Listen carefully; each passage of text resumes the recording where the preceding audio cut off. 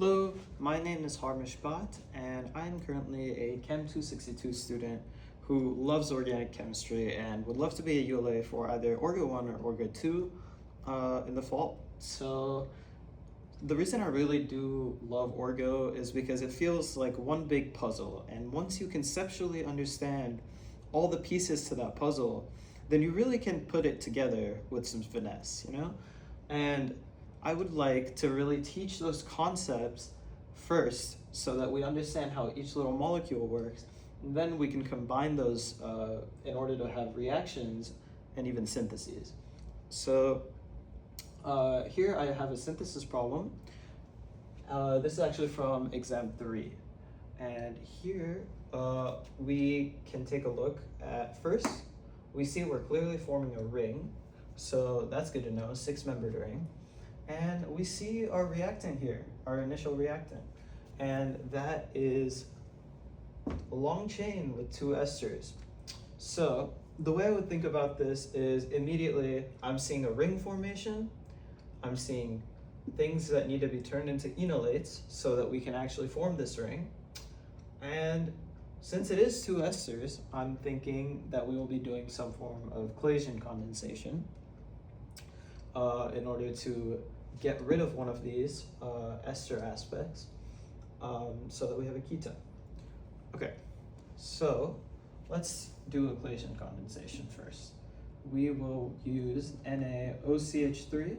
We need a base, that's good, but LDA would make it so we have 2 enolates formed, and we don't need that, right? We still need to be able to react with one of these.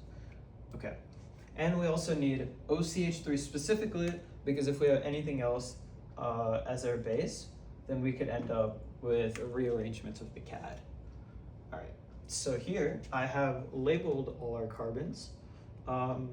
We know that with a base, we will form an enolate, where this will be O-, and we'll lose this double bond. And we know that this will come down, and we'll end up attacking the ketone. No, sorry, the ester. Okay. And we know that with the Claisian condensation, the one that gets attacked ends up losing its OCH3 group due to carboxylic acid properties, or CAD derivative properties that we talk about within the class. So now we have formed a 6-membered ring. We know that because we labeled our carbons starting from where the enolate would form. So 1, 2, 3, 4, 5, 6. Let's do that. All right.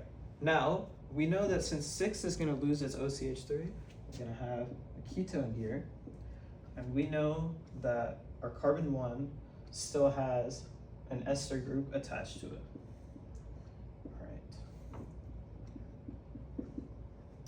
Now we can see that we don't actually have any of that ester group in our final product, which means we're probably going to do some sort of decarboxylation.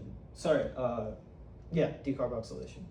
So here we're going to do H2O,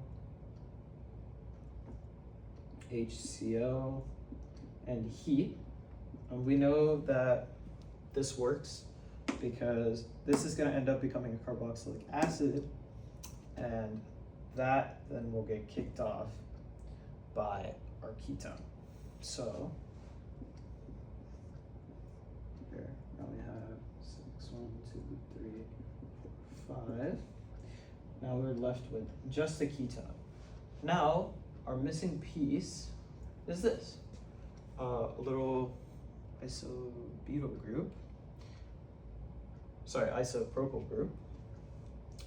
And now we know that we can use LDA to end up forming an enolate here between carbon 1 and carbon 6. And get rid of our bond. That's LDA being a strong base. And now we can perform an SN2 backside attack. If we have a bromine, which is a good leaving group here, then what we'll end up having is this will come down and this will backside attack this carbon. The bromine will leave, and now we'll end up with our final product. So yeah, the way we think about synthesis is really just looking at what we're starting with, what we're ending with, and thinking about what kind of steps can we really take, what needs to be added, what needs to be taken out of our molecule, do rings need to be formed, all that. So yeah, thank you.